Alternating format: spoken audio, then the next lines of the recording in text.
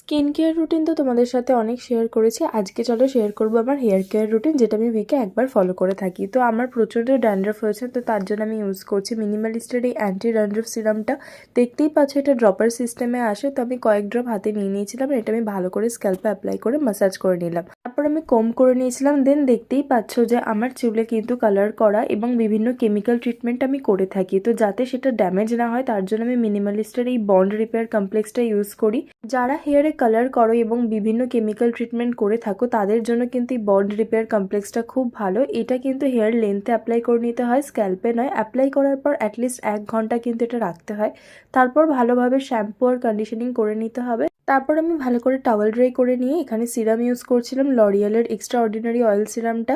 তো এটাই ছিল আমার হেয়ার কেয়ার রুটিন, যেটা আমি উইকে 1 থেকে 2 বার ফলো করে থাকি। তোমাদের ভিডিওটা কেমন লাগলো জানিও।